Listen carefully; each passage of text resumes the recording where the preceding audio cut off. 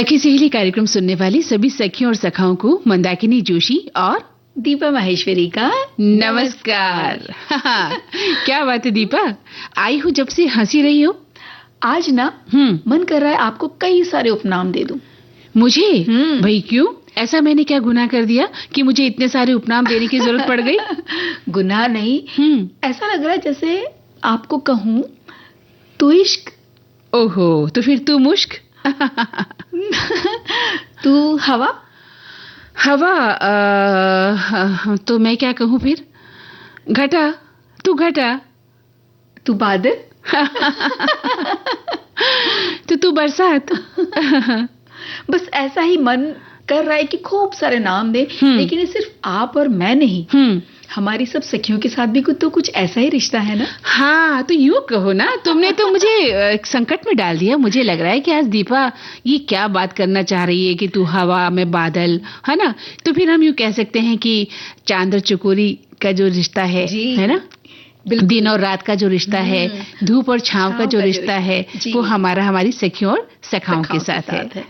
और ये रिश्ता दिन ब दिन पक्का होता चला जा रहा है। हाँ, क्यों नहीं, पक्का क्यों नहीं होगा। भाई देखिए ना, जैसे ही 3 बजते हैं हमारी सभी सखी और सखा एकदम पास में बैठ जाते हैं रेडियो के कान से लगा के, और दीपा की आवाज को मिस नहीं करना चाहते। हमारी भी और आपकी आवाज को तो बिल्कुल मिस नहीं करना चाहते, है ना सखी? सही कहा या नहीं? तो चलिए, जब हमने इतना मजबूत रिश्ता कायम कर ही लिया है अपनी सखियों और सखाओं से, तो प्यारा सा गीत भी सुन लेते हैं, जहां पर यही कहा गया है कि तू प्यार, तू प्रीत। तू प्यार, तू प्रीत, तू चांद, तू रात, जीना मरना साथ तेरा मेरा, जुदा होना मुश्किल है। तू प्यार, हाँ तू प्रीत, हाँ तू चांद, हाँ तू रात, जीना मरना साथ तेरा मेरा, जुदा होना मुश्किल है। तू साथ, तू भी, हाँ तू रूह, हाँ तू रंग, छूटे ना ये संग तेरा मेरा, जुदा होना मुश्किल है। तू प्यार।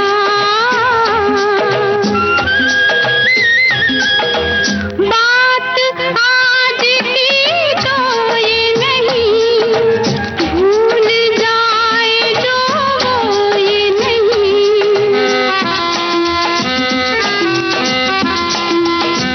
हाँ, बात आज की तो ये नहीं, भूल जाए जो वो ये नहीं।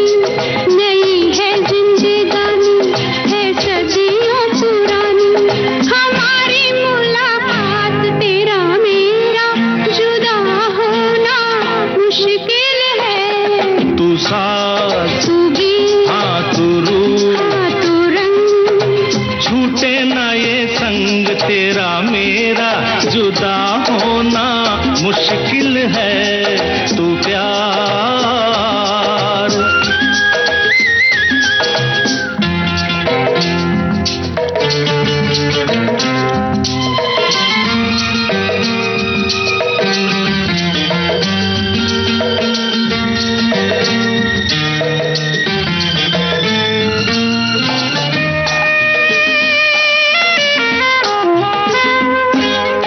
दूर दूर अब रहना नहीं, आज और कुछ कहना नहीं।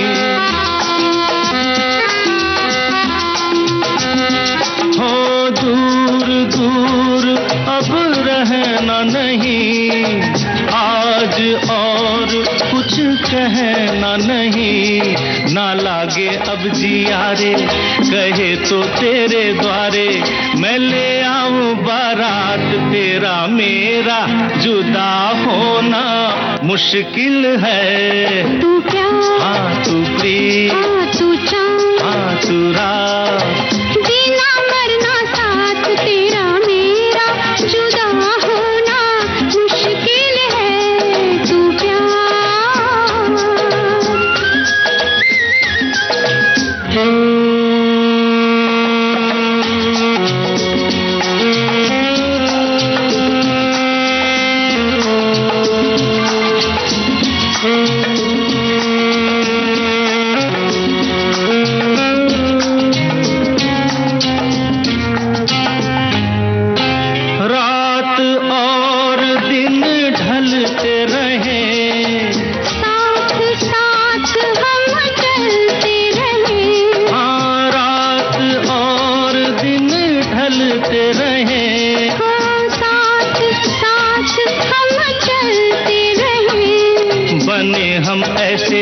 साथी के जैसे दिया बाती। दिल में है ये उमंग तेरा मेरा, जुदा होना मुश्किल है। तू प्यार, हाँ तू प्रीत, हाँ तू चाँद, हाँ तू रात, जीना मरना साथ तेरा मेरा, जुदा होना मुश्किल है। तो दीपा, ये तो तय हो गया कि हमारा अपने श्रोताओं से, अपनी सखियों और सखाओं से जुदा होना मुश्किल है, बिल्कुल, है ना। और लेकिन आज जो 4 कार्यक्रम हमसे हमारे साथ साथ चलेंगे, उनका जिक्र तो तुमने किया ही नहीं। क्या है ना, प्रेम में इतने खो गए हाँ, कि उन्हें जुदा कर दिया। नहीं भाई, वो कैसे जुदा हो फिर सकते हैं? बताओ कौन सी अलग अलग कार्यक्रम? बातें हैं, तभी तो सखी सहेली और हम सब हैं। हम्म तो आज बात हम करेंगे कूटनीति में महिलाओं का अंतर्राष्ट्रीय दिवस। तो राजनयिक जो जितने भी जिम्मेदारियां होती हैं, उसमें महिलाएं कितना महत्वपूर्ण योगदान दे रही हैं, इसके बारे में हम बात करेंगे। और आज घूमने जाएंगे भारतीय विरासत स्थल रानी की वाव, जो कि गुजरात में। अरे वाह, अरे वाह। तो उसकी क्या खासियत है वो हम जानेंगे। बहुत सारे संदेश उसके लिए भी आए हैं। बातें हल्की फुल्की में हम वर्षा ऋतु में क्या तैयारी कर रहे हैं, क्या चल रही है और क्या क्या कर रही है। बहुत सारे संदेश तो आ गए हैं जी। हम चाहते हैं और बताइए, बच्चों के लिए क्या आपने छतरी खरीदी या रेनकोट खरीदा, क्या चीज आपको, जो गाड़ी चला के जाते हैं, 2 पहिया वाहन जो चलाते हैं, उन्हें क्या चीज ज्यादा अच्छी लगती है चलाने की। देखो, पैदल जाने वाले भी बहुत लोग हैं, उनको मत भूलना। हाँ बिल्कुल, बिल्कुल नहीं। तो गाड़ी चलाने के वक्त की जो बात कर रही थी कि वो रेनकोट जैसा जो आजकल आने लग गया है, वो उन्हें पसंद है, या वो कहीं रुक जाते हैं तो वो सब भी बताइए। और पैदल जाने वाले, अगर हाथ में छाता या कोई आपके पास मजबूत चप्पल भी रखें, बिल्कुल, वो है या नहीं, नहीं लिया है तो ले लीजिए, बिल्कुल ले लिया है तो वो भी बताइए। तो इस तरह की सारी बातें करेंगे। और मन तो तुम्हारा अधीर लगी रहा है आज मुझे, क्योंकि बहुत सारी बातें करनी होती है ना। आज तुम्हारी मन के जो हालात है ना, वो बड़े अस्त व्यस्त है। हाँ, देखिए, लेकिन तुम्हारी निर्णय क्षमता कैसी है, ये तो अभी पता चलेगा बातों ही बातों में कि तुम निर्णय क्षमता लेने में कैसी हो। लेकिन ये तय हो गया है कि आज तुम्हारा मन थोड़ा अधीर है, लेकिन जो साथियों का साथ मिला है, हमारा सखी सहेली परिवार का, तो अगले 1 घंटे में देखिएगा बिल्कुल ठीक हो जाएगा। तो देखो, ऐसा है, मन है ना, मन का क्या, मन कभी अच्छा है, कभी बुरा है, कभी हंसता है, कभी रोता है, कभी कहना नहीं मानता है, बिल्कुल नहीं सुनता है ना। तो कहते भी है, देखिए, मन के हारे हार है और मन के जीते जीत। तो मन है और मन से खेलना भी पड़ता है कभी कभी, है ना। हाँ, कभी कभी उसे धोखा भी देना पड़ता है, कभी मनाना भी पड़ता है। और क्योंकि अगर हमें निर्णय लेना है कोई बात का, तो मन को हम विचलित नहीं होने दे सकते। बिल्कुल। और उसको वहां पे पकड़ के रख करके उस सही दिशा की ओर कदम उठाना होता है। मन को समझाना बहुत जरूरी है। कोई भी स्थिति हो हमारे सामने, मन को समझाना ही पड़ता है। और इसी पर हमारी जो आगामी जो दिनचर्या है, आगामी भविष्य है, जो दिन है, वो टिका होता है। और इसलिए बड़े कहते भी हैं कि जो करो सोच समझ कर करो। तो ऐसे में अगर मन व्यथित है, बेचैन है और कोई अहम निर्णय लेने में हमारी हानि हो रही है, तो थोड़ा सा ठहर जाए, बिल्कुल मन को संभालें, खंगालें कि वो क्या चाहता है, फिर दिमाग से भी पूछें, तब जाके कोई निर्णय हमें लेना चाहिए। बिल्कुल। जब बहुत ही बेचैनी हो तो कहीं फट से बोल नहीं देना चाहिए, बस यही करेंगे और यही करेंगे, इस तरह की बातें नहीं होना चाहिए। क्योंकि अक्सर मंदाकिनी जी, इस तरह की डिसीजंस या निर्णय फिर गलत साबित हो जाते हैं। बिल्कुल।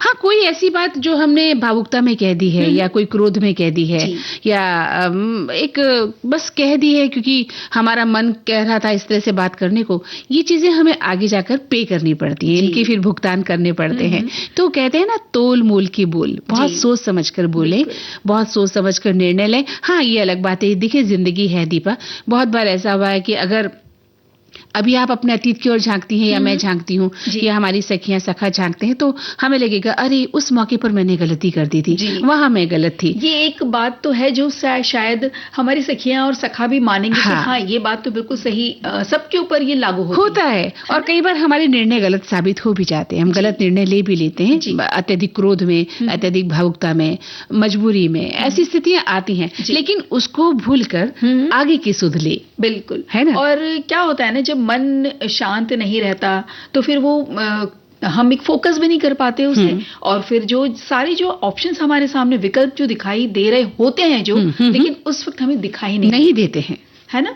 और तनाव में जब रहते हैं तो मन और शरीर दोनों, ये जो वो एक स्थिति आती है ना, भाग जाओ बस, इस परिस्थिति से, इस सिचुएशन से भाग जाओ। मन भागता है ना, भागे रे मन, वो जो गीत बना है ना, वो इसलिए है कि मन हमारा दौड़ता है ना। बिल्कुल। तो ऐसे में सोचने और यही है कि डिसीजन लेने की क्षमता फिर कम हो जाती है। और फिर भावनाओं पर भी देखिए प्रभाव तो पड़ता ही है। जब हम मन हमारा अधीर है, तो जैसे बात अभी आप कह रही थी ना कि क्रोध में भी आ जाते हैं, कुछ ऐसे अपशब्द बोल निकल जाते हैं मन से जो कि वैसे नहीं बोलने चाहिए। हाँ, नहीं निकलने चाहिए, और हम आदी भी नहीं होते इस तरह के शब्दों का इस्तेमाल नहीं करते हैं, लेकिन क्रोध में कई बार हम ऐसी बातें कह जाते हैं, फिर हमें उसका बाद में पछतावा भी होता है। तो कोई भी ऐसी बात नहीं कहें। मन अधीर होता है, मन विचलित होता है, मन थक जाता है, मन हार जाता है, मन दुखी होता है, मन रोने भी लगता है ना, मन सिसकता भी है, मन उदास हो जाता है, निराश हो जाता है, हताश हो जाता है। तो मन में तो हजारों तरंगें उतार चढ़ाव करती रहती है, लेकिन फिर भी जो जीवन है वो बहुत खूबसूरत है, और इस खूबसूरती को हमें जीना ही पड़ेगा। इस बात को जीना पड़ेगा, समझना पड़ेगा, और जिंदगी से हार नहीं माननी है। अगर हार भी जाते हैं, फिर से उठिए, फिर से चलिए, फिर से दौड़िए। देखिए ना, ऐसा थोड़ी होता है, हर दिन एक सा नहीं होता है। ये बात तो बिल्कुल सही है मंदाकिनी जी। आज अगर कुछ ऐसी सखियां या सखा जहाँ पे थोड़ा सा बेचैन सा अगर मन होगा, तो जरूर ये सारी बातें सुन करके उन्हें अच्छा भी लगेगा। बिल्कुल। क्योंकि और ऐसा ना लगे कि भाई हम कहीं अकेले हैं। हाँ। तभी तो ये रेडियो और ये हमारा परिवार है। हाँ। कि कुछ ऐसी बातें कोई बोल जाता है, कहीं कोई संदेश ऐसा आ जाता है कि मन एकदम फिर से प्रफुल्लित हो। हाँ, हमें कहीं ना कहीं एक कुछ सुकून मिलता है ना, किन्हीं के शब्दों से, किन्हीं के भावों से, किसी की बातों से, किसी के आने से। कई बार किसी की प्रेजेंस भी हमें बहुत अच्छी लगती है। कोई आ जाता है तो हमें लगता है, ख्वाबों ख्यालों में आ जाता है तो और भी अच्छा लगता है। ये बात तो मैं स्टूडियो से बाहर निकल के पूछूंगी आपसे।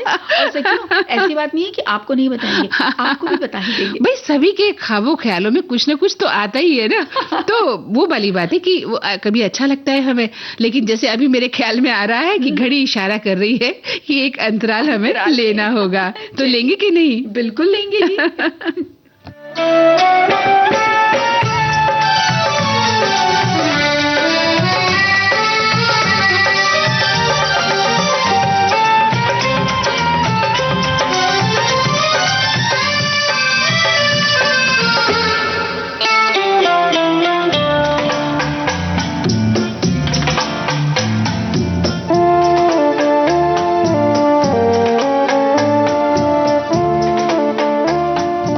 तो इस छोटे से अंतराल के बाद फिर से स्वागत है सभी का। और चलिए एक गीत, ये जो मन में जो उथल पुथल से चल रही है, कहीं कुछ कूक सी भी उठी हुई है, तो एक गीत सुन लेते हैं। बिल्कुल सुनते हैं।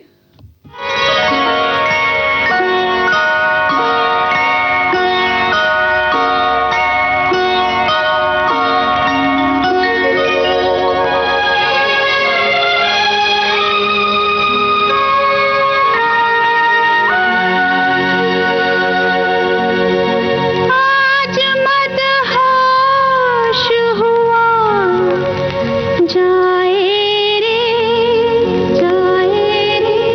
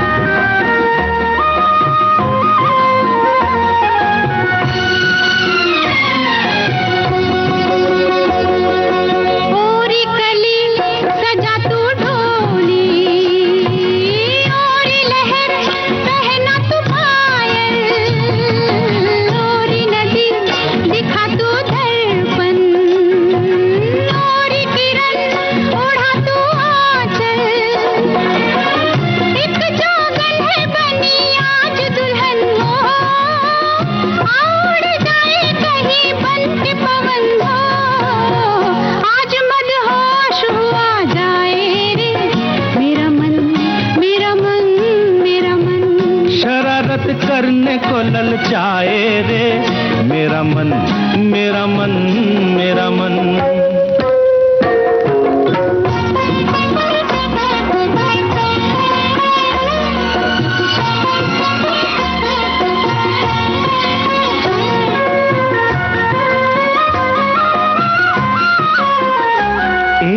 यहाँ हमें जमाना देखे तो आओ चलो कहीं छुप जाए। अच्छा, यहाँ हमें जमाना देखे आओ चलो कहीं छुप जाए। भीगा भीगा नशीला दिन है, कैसे कहो प्यासे रह पाए। मैं हूँ तेरा, तेरी कसम हो, मैं तेरी तू है मेरा, मेरी कसम हो। आज मदहोश आ जाए रे मेरा मन, मेरा मन, मेरा मन। शरारत करने को ललचाए रे मेरा मन, मेरा मन, मेरा मन।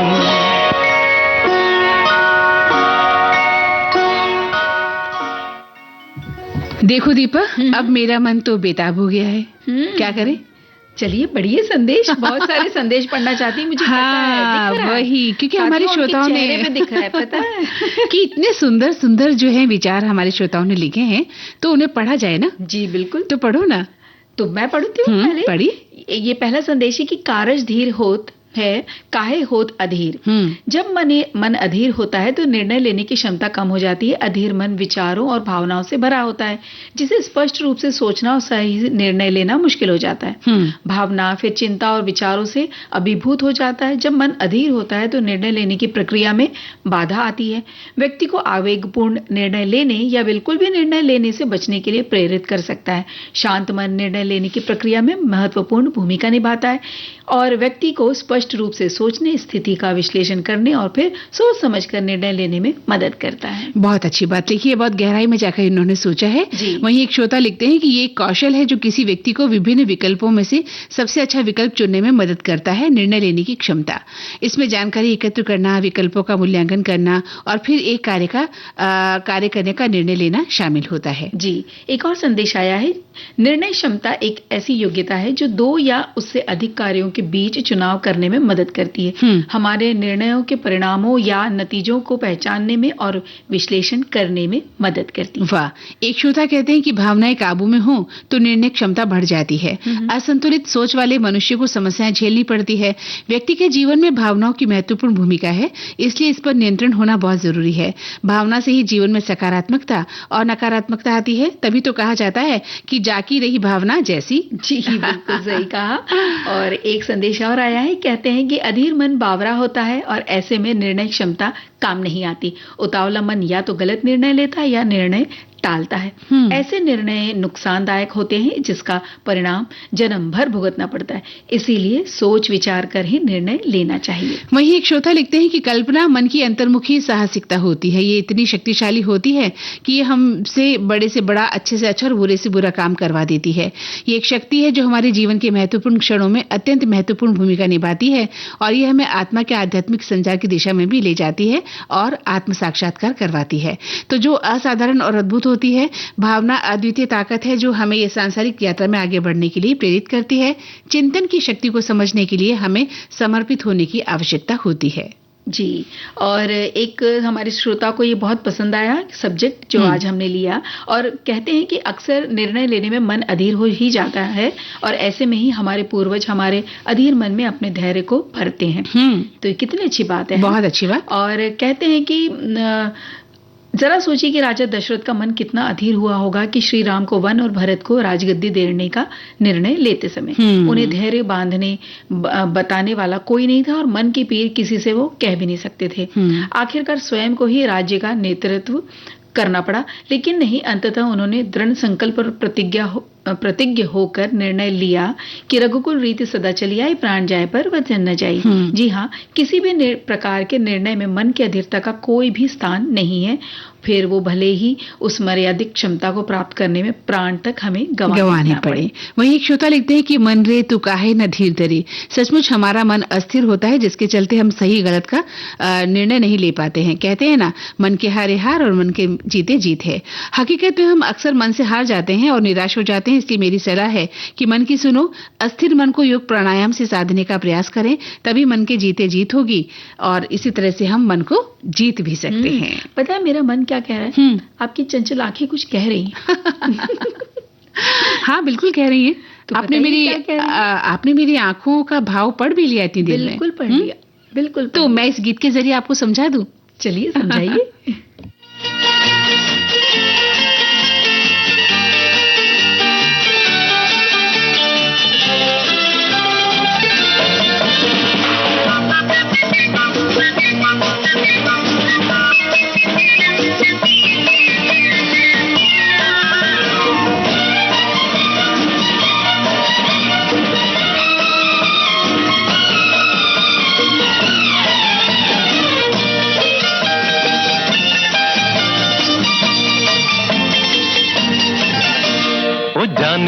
जाने मन तेरे दो नयन चोरी चोरी लेके गए, देखो मेरा मन। जाने मन जाने मन जाने मन।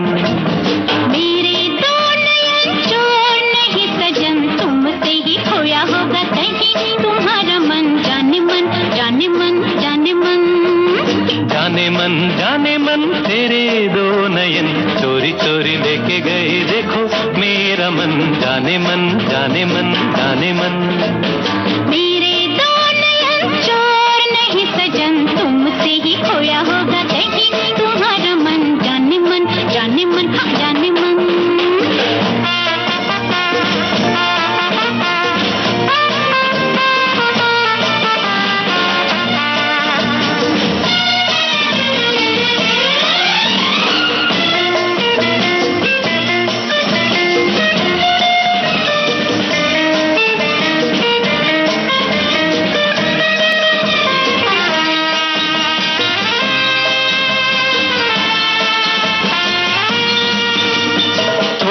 दिलों की दूरी ऐसी क्या है मजबूरी, दिल दिल से मिलने दे।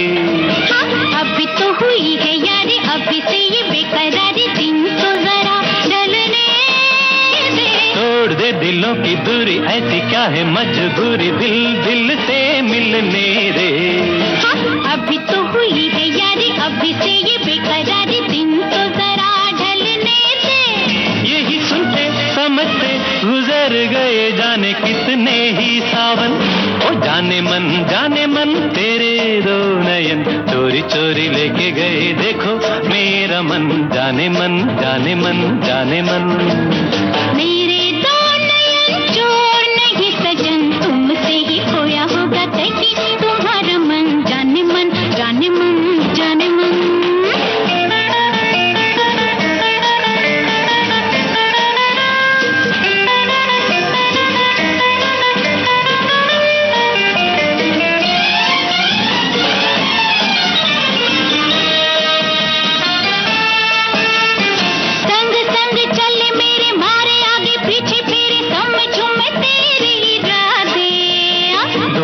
तेरा है ये तो हर दिन जब देखो करती हो झूठे वारे।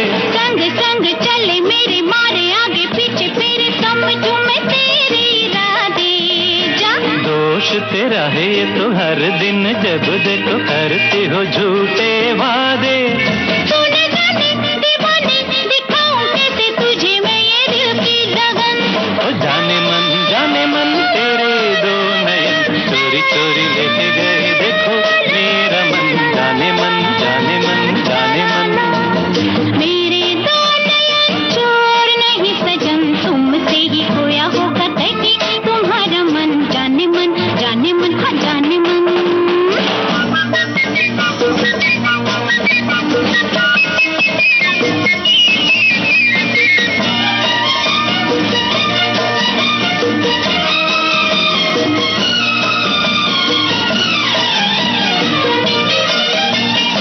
छेड़ेंगे कभी न तुम्हें, जरा बतला दो हमें कब तक हम तरसेंगे।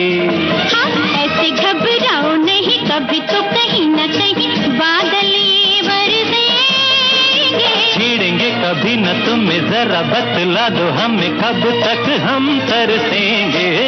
हाँ, ऐसे घबराओ नहीं, कभी तो कहीं न कहीं बादल ये बरसेंगे। क्या करेंगे बरस के कि जब मुरझाएगा ये सारा चमन। ओ जाने मन तेरे दो नयन, चोरी चोरी लेके गए देखो मेरा मन। जाने मन जाने मन जाने मन। मेरे दो नयन चोर नहीं सजन, तुमसे ही खोया होगा कहीं तुम्हारा मन। जाने मन जाने मन, हाँ जाने मन।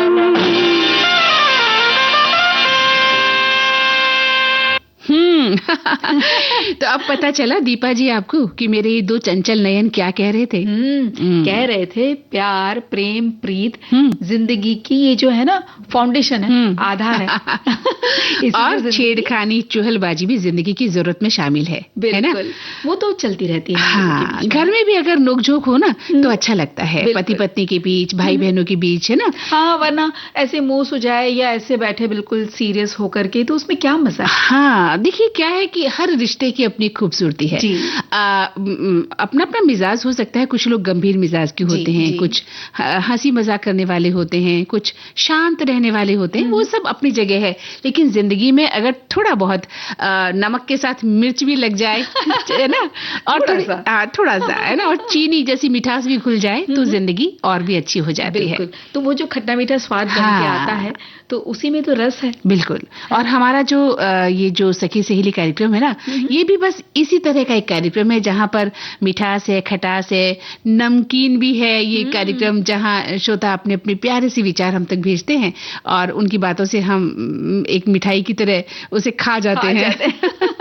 यही तो, तभी तो अलग अलग रंगों से ये रंगा हुआ है हमारा परिवार सखी सहेली का। और मिलकर सब आज हम चले कहाँ? रानी की वाव, गुजरात में।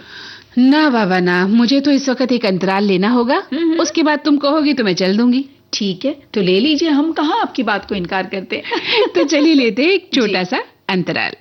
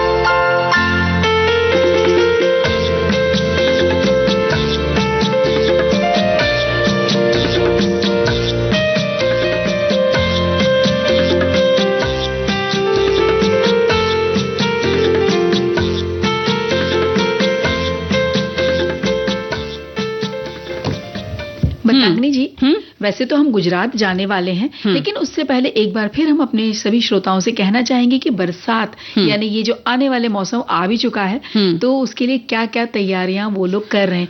बहुत सारे संदेश आए हैं, पर हम चाहते हैं और आपके कुछ अनुभव भी हमें हमारे साथ आप साझा करें। बिल्कुल सही कहा आपने, क्योंकि देखिए कई जगह भीषण गर्मी चल रही है, अभी भी बहुत गर्मी हो रही है, लोग परेशान हैं, है ना। गर्मी में भी तो छतरी का इस्तेमाल करते हैं ना, और गर्मी में भी तो आप जा ही रहे हैं, घर से बाहर निकल रहे हैं, पैदल जा रहे हैं, अपने दुपहिया वाहन में जा रहे हैं या चार पहियों वाले वाहन में भी जा रहे होंगे, वहां पर भी एसी चलाकर वो ठंडक मिलती नहीं है जिस ठंडक के लिए हम गाड़ी इस्तेमाल करते हैं, क्योंकि इतनी गर्मी होती है कि एसी काम ही नहीं करते हैं। तो आप किन किन तकलीफों का सामना कर रहे हैं, लेकिन बरसात की आपको उम्मीद है ना, उसका इंतजार आप कैसे कर रहे हैं? हाँ। या कोई ऐसा अनुभव जहाँ पे कि आपको वो कोई एक खास बारिश का मौसम हमेशा के लिए याद रह गया, तो वो भी आप हमारे साथ साझा कीजिए। हाँ बिल्कुल, और आप भीगे हो, कभी आपको लगा हो कि इस भीगने में बहुत सारी ऐसी चीजें हुई जो हमें आज तक याद है? कई बार पता होता है कि हम नहाने जाते हैं बारिश में और छी छी छी करते हुए अंदर आते हैं और बस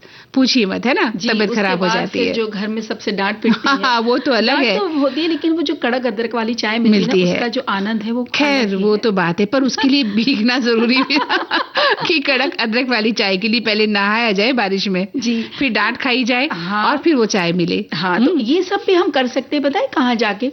रानी की बाव भी जा सकते हैं। चलो अब चलते हैं गुजरात, जब तुम इतना जिद कर रही हो तो फिर चलना ही पड़ेगा। हाँ, तो ये आपको लग रहा होगा ना, आप पूछ भी रही थी कि वाव का मतलब क्या होता है? हाँ जी, तो ये शब्द का अर्थ है बावड़ी। अरे, तो रानी की बाव यानी रानी द्वारा बनाई गई बावड़ी। ओहो, तो ये हम कह सकते हैं कि प्राचीन भारत की जो उस वक्त की जो स्थापना थी उसको दर्शाती है ये बावड़ी, और एक शानदार शिल्प से बनी सीढ़ीदार बावड़ी है ये। और साथ ही ये बावड़ी जल प्रबंधन का भी एक अनोखा उदाहरण है जो देश की विकसित क्षमता को उस वक्त की विकसित क्षमता को दिखाता है ना। तो भूमितल से शुरू होती है ये सीढ़ीदार बावड़ी, और इसकी जो यात्रा है दीपा बहुत अद्भुत है ना। मैंने भी इसके बारे में जब खंगाला पढ़ा, मैं गई तो नहीं हूँ वहां, लेकिन तुम्हारे माध्यम से मैंने भी कुछ यात्रा की इसकी, है ना, पढ़ाई करके पढ़ के, तो मुझे पता चला कि जब प्राचीन शिल्पकारी देखते हुए और अलग अलग स्तंभ और जो नक्काशीदारी जो मंडप दिखाई देते हैं, नीचे जाते हुए इनमें से जब ठंडी हवा बहती है तो लगता है कि हम किसी अलग ही दुनिया में आ चुके हैं। बिल्कुल। और आखिरी में एक कुआं है, वहां पे आते आते ये यात्रा जो ऊपर मतलब जमीन के तल से शुरू होती है, नीचे तक आते हैं, तब ये यात्रा पूर्ण होती है जब नीचे सबसे नीचे कुआं है। ये जगह है गुजरात के पाटन जिले में बनी है ये बावड़ी। लगभग 11वीं सदी में ये बनी है, ऐसा माना जाता है। हाँ। और इस बावड़ी में भगवान विष्णु के अलग अलग स्वरूप को भी बहुत ही बारीकी से उकेरा गया है। यहाँ पर एक सुरंग भी है और पूरे माहौल में एक जादुई माहौल पैदा कर देता है। वहां जाके लगता है जैसे कोई वो गाना है ना, जादू तेरा ही जादू, उस तरह का माहौल बनने लगता है, है ना। और हमारे जो इतिहासकार हैं वो भी ये कहते हैं मंदाकिनी जी कि ये बाव सिर्फ पानी को संरक्षित करने के लिए नहीं बल्कि आध्यात्मिक महत्व के लिए भी बनाई गई थी। पूरी बावड़ी जल को अध्यात्म से जोड़कर पर्यावरण संरक्षण का भी संदेश देती है। बिल्कुल सही कहा। और जमीन के नीचे बनी ये बावड़ी करीब 64 मीटर लंबी है, 20 मीटर चौड़ी है और 27 मीटर गहरी है। देखिए, है ना। और वैसे ये 7 मंजिला इमारत थी, लेकिन वर्तमान में सिर्फ 5 मंजिल को ही संरक्षित किया जा सका है। समय के गोते खाते और पर्यावरण के साथ जो भूख भाग के जो ऊपर जमीनी तौर पे जो परिवर्तन होते हैं ना, उसके कारण जो पास बह रही सरस्वती नदी है, कभी उसमें बाढ़ आई तो कभी वो वक्त के साथ लुप्त भी हो गई। तो इन्हीं सब कारणों से 700 साल तक ये जो अद्भुत हमारे देश की धरोहर है, ये जो नदी की जो गाद बन जाती है उसके परतों के नीचे दबी रही। ओहो, अच्छा। जबी इतिहासकारों के अनुसार अगर हम बात करें तो सरस्वती नदी में बाढ़ आने के बाद यहाँ पानी जमा हुआ था। फिर 1980 में भारतीय पुरातत्व सर्वेक्षण विभाग ने इसे दोबारा खोज निकाला और 800 नक्काशीदार मूर्तियों में से लगभग 500 यहाँ मिल पाई थी। जी। और जो आज के शिल्पकार हैं वो इस सारी जो मूर्तियां हैं उन लोगों के उसके बारे में बताते हैं, खंबे के बारे में बताते हैं कि बाव के खंबे सोलंकी वंश के माने जाते हैं और उस समय की शिल्प कला के शानदार नमूने हैं। साथ ही दीवारों पर की गई नक्काशी मारू गुर्जर शैली की प्रतीत होती उन्हें लगती है। बिल्कुल। और स्तंभों पर अप्सराओं के 16 श्रृंगार की मुद्रा के प्रतीक उकेरे गए हैं और मंदिर में विष्णु भगवान के दशावतार के साथ साधु और विद्वानों की भी प्रतिमाएं बनी हुई है। क्या बात है। और इस बावड़ी में एक छोटा सा द्वार भी है जो 30 किलोमीटर लंबी है, सुरंग की तरह निकलती है और ये सुरंग पाटन शहर के बाहर सिद्धपुर शहर में खुलती है। वैसे तो अब इसे बंद कर दिया गया है मंदाकिनी जी, लेकिन कहते हैं कि युद्ध की हार के बाद राजा के लिए बच निकलने के लिए इसे काम में लिया जाता था। बिल्कुल सही कहा है। और इतिहासकार ये भी कहते हैं कि राजा जयसिंह के राज में पारण गुजरात की राजधानी हुआ करता था। ठीक है, पाटन गुजरात की राजधानी हुआ करता था। तब इसका नाम था अनिलपुर। जी, ठीक है। और वनराज यानी 14वें जो थे उन्होंने इसकी खोज की थी और इस बावड़ी का निर्माण 1069 में 1073 में 73 में हुआ था ये। जी। अच्छा, या 63 में कहेंगे आप? 63, हाँ 63 है ना, हाँ 63 में जो है रानी उदयमती ने अपने पति की याद में इसे करवाया था। और उनके पति और पाटन के राजा भीमदेव प्रथम, इन्हीं की याद में उदयमती ने ये बाड़ी बनवाई थी। फिर राजा भीमदेव सोलंकी राजवंश के संस्थापक कहे गए हैं। और रानी उदयमती की मृत्यु के बाद करणदेव प्रथम ने इस बावड़ी का निर्माण पूरा कराया। यानी उदयमती ने शुरू तो करवाया था, लेकिन उनकी मृत्यु हो गई, तो फिर उसके बाद करणदेव प्रथम ने बनवाया, इस बावड़ी को पूरा करवाया था। जी। और जी 2014 में शायद इस बावड़ी का यूनेस्को की विश्व धरोहर में मान्यता प्राप्त हुई थी, यूनेस्को में, है ना जी। हाँ, तो ऐसे ही विचार हमारे सभी श्रोताओं ने भी लिख भेजे हैं। और यही सारी उन्होंने जानकारियां दी हैं, और उन्होंने जितनी सारी जानकारियां हमें दी, वो हमने उन्हें धन्यवाद देते हैं, और हमने भी वही जानकारियां उन्हीं से साझा की है। तो फिर चलिए। अरे अरे ए ए ए ए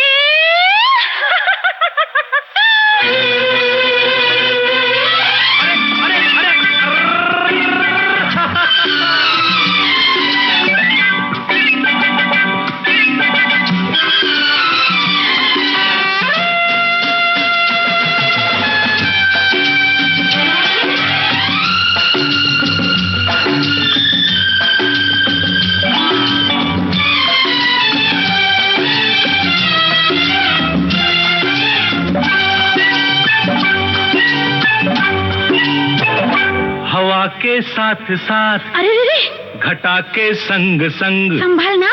हवा के साथ साथ, घटा के संग संग, ओ साथी चल, मुझे के साथ चल तू, यूं ही दिन रात चल तू, संभल मेरे साथ चल तू, ले हाथों में हाथ चल तू, ओ साथी चल, मुझे लेके साथ चल तू, यूं ही दिन रात चल तू, संभल मेरे साथ चल तू, ले हाथों में हाथ चल तू, तो साथी चल।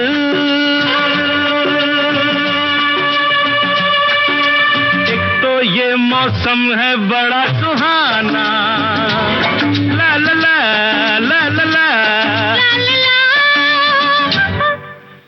एक तो ये मौसम है बड़ा सुहाना, अपना दिल भी है दीवाना, पर्वत से आके ना टकरा जाना, तू बन के बादल, ओ साथी चल, मुझे लेके साथ चल तू, यूं ही दिन रात चल तू, संभल मेरे साथ चल तू, ले हाथों में हाथ चल तू, ओ साथी चल।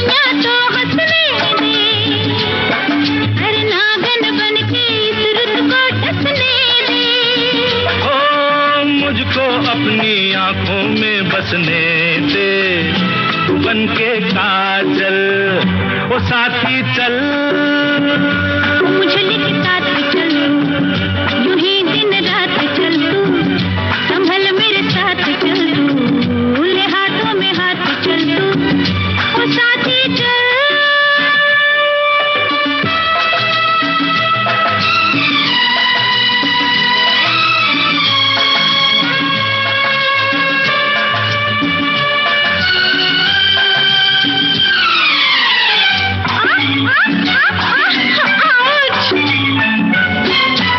अपनी रेशमी जुल्फे लहराने दे, ला ला ला ला ला ला, अपनी रेशमी जुल्फे लहराने दे, मुझको अपनी बाहों में आने दे, थक गई आज बहुत मैं, अब जाने देना, मिलेंगे फिर कल, साथी चल, ला ला ला ला ला ला ला ला,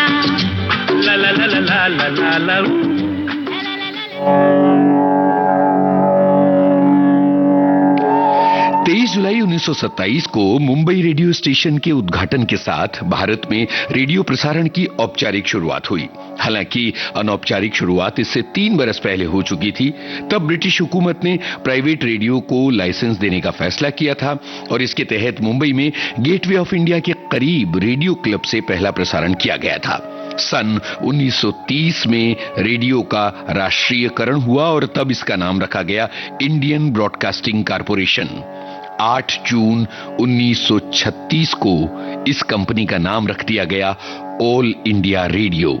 ये नाम काफी सोच विचार के बाद रखा गया था और ये दुनिया भर की प्रसारण संस्थाओं में सबसे निराला है। आकाशवाणी तो और भी निराला नाम है।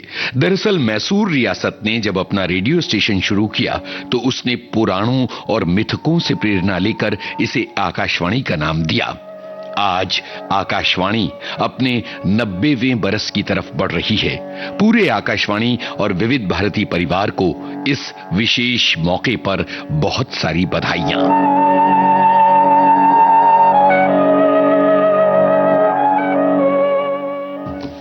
और साथियों, आज महत्वपूर्ण दिन भी है। आज यानी 24 जून को कूटनीति में महिलाओं का अंतर्राष्ट्रीय दिवस मनाया जा रहा है। हाँ, बिल्कुल। ये महिला राजनयिकों को सम्मानित करने का एक अवसर है, मंदाकिनी जी।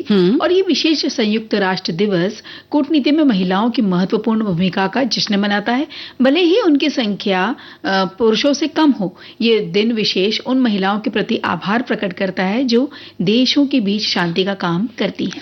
बिल्कुल सही कहा आपने। और ये दिन कूटनीति में अधिक महिलाओं को नेता बनने की उम्मीद भी देता है और युवा लड़कियों को दुनिया भर में सहयोग के लिए अपने कौशल का उपयोग करने के लिए भी प्रेरित करता है। जी, और इस दिन महिला राजनयिकों के महत्वपूर्ण कामों को उजागर करके हम सभी के लिए समान अवसरों वाले भविष्य की आशा करते हैं। उनका उदाहरण हमें याद दिलाता है कि महिलाओं के पास उच्चतम स्तरों पर योगदान देने के लिए बहुत कुछ है और वो भी ऐसे प्रतिष्ठित और महत्वपूर्ण पदों पर बखूबी काम कर सकती हैं। बिल्कुल कर सकती हैं और कर रही हैं और करती रहेंगी।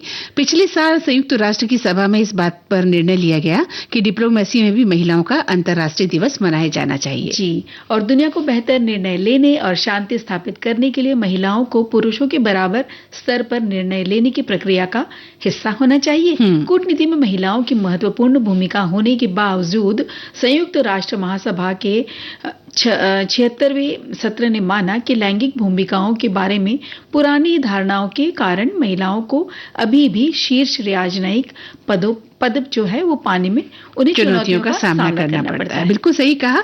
लेकिन महिलाएं पीछे नहीं हैं और आज भी लगी हुई हैं अपना हक, अपना जो पद है वो प्राप्त करने के लिए। और अध्ययनों से भी पता चलता है कि निर्णय लेने वाली भूमिकाओं में अधिक महिलाओं के होने से सभी के लिए बेहतर परिणाम भी सामने आते हैं और महिलाओं द्वारा बनाए गए कानून अक्सर आम जनता के लिए अधिक मददगार भी होते हैं। जी, कूटनीति में महिलाओं का अंतर्राष्ट्रीय दिवस इन शक्तियों को पहचानता है और उनका जश्न मनाता है, जिससे दुनिया भर में पुरुषों और महिलाओं के बीच अधिक समानता का माहौल विकसित हो सकेगा। बिल्कुल। लेकिन घर घर में हमें सोचना होगा दीपा कि हर घर में स्त्री और पुरुष को बराबरी का दर्जा मिलना चाहिए और उसी तरह से काम भी होना चाहिए। क्योंकि जब इतने बड़े स्तर पर, व्यापक स्तर पर इतनी बड़ी बात हो रही है, इतना बड़ा काम हो रहा है कि जहां महिलाएं आगे आएं और उस पद को संभालें जिसकी वो हकदार है, तो घर घर में भी पुरुषों को चाहिए कि वो महिलाओं को सम्मान दे और उसे उसका हक दे, सम्मान मिले और निर्णय लेने की जो उनका क्षमता है उस पर पहचाने, है ना?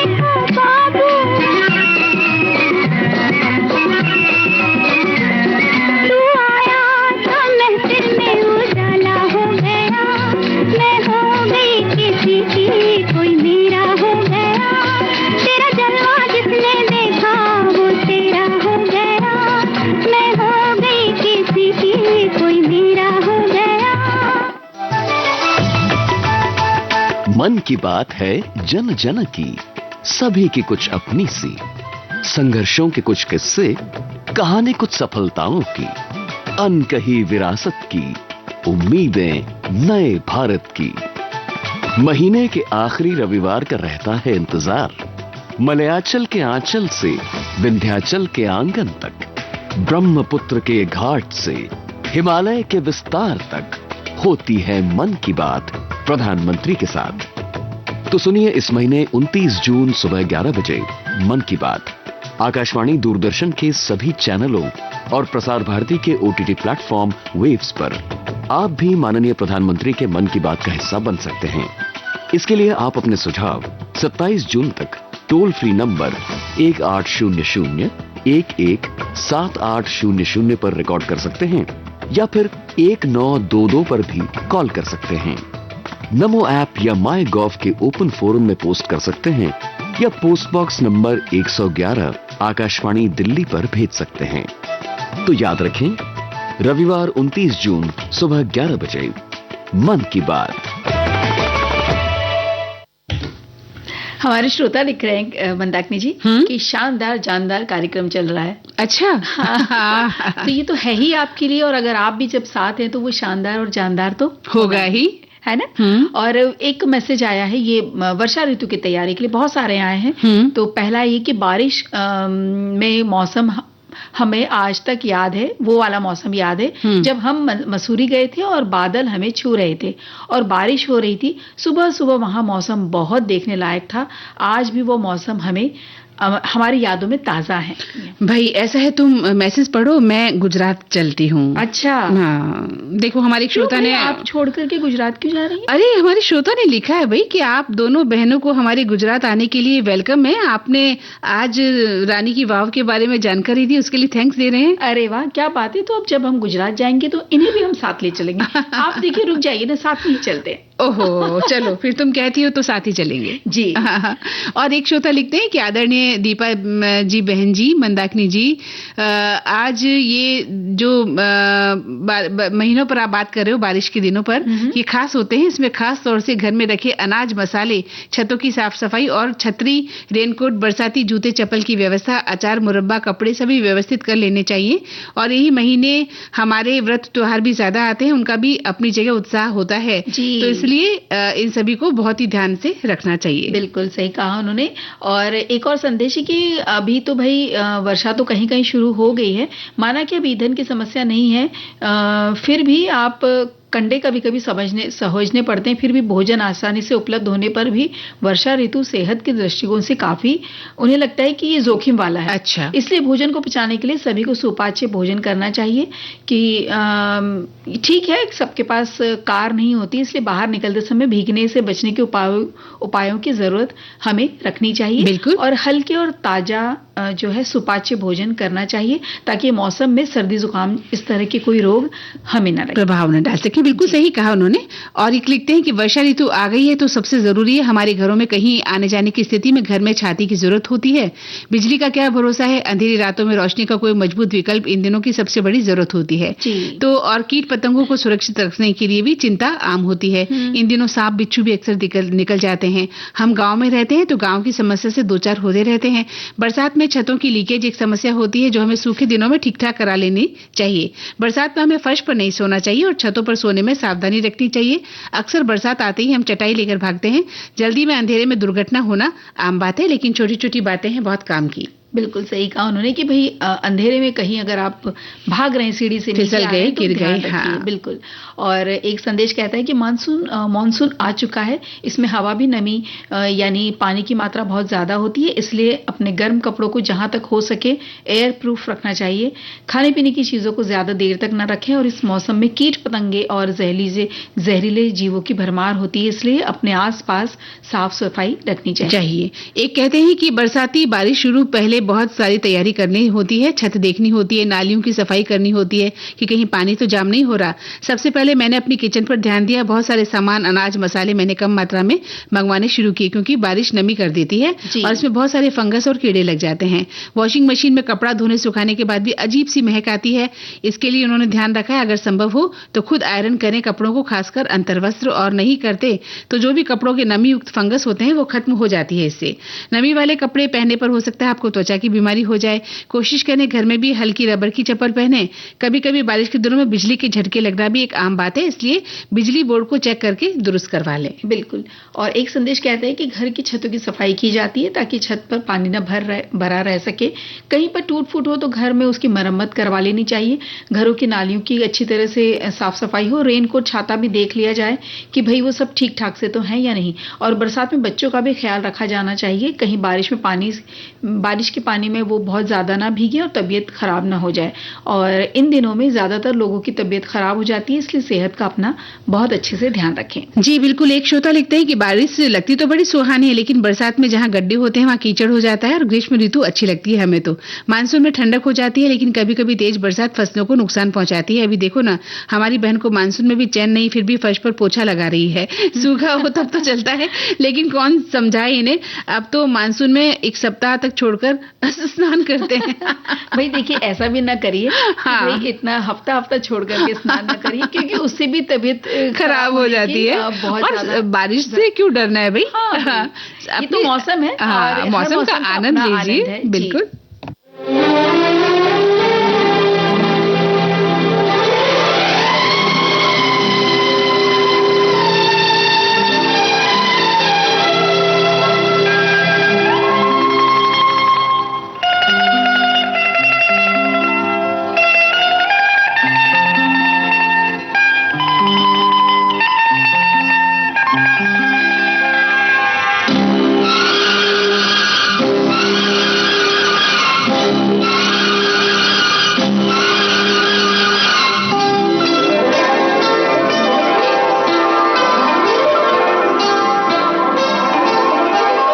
सुन जा आ ठंडी हवा, आहा थम जा है काली घटा, आहा सुन जा आ ठंडी हवा, आहा थम जा है काली घटा।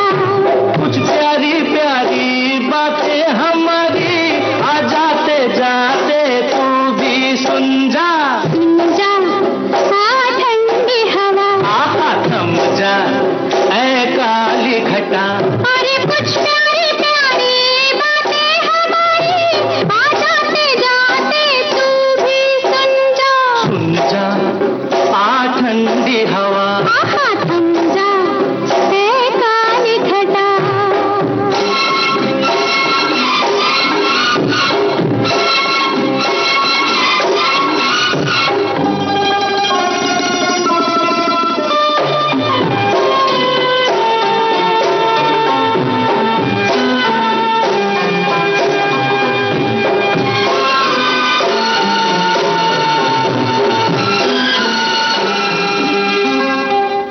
हम आज दोनों अकेले हैं, सुन बावरी शोर यूं ही मचाना न तू।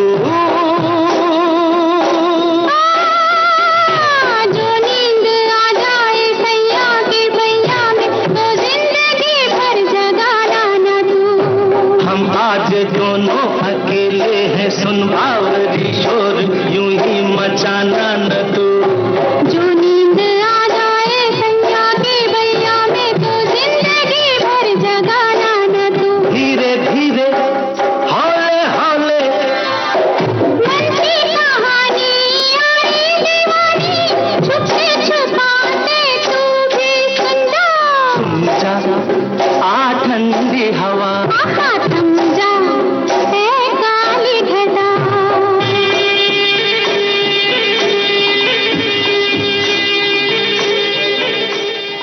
तो दीपा, गीतों का बातों का सिलसिला तो अब हमें रोकना ही होगा। बिल्कुल। और वर्षा ऋतु का आगमन करते हुए हाँ बिल्कुल। आज हम विदा लेते हैं। हाँ, कार्यक्रम सखी सहेली से दीजिए इजाजत दीपा माहेश्वरी को और मंदाकिनी जोशी को नमस्कार। नमस्कार।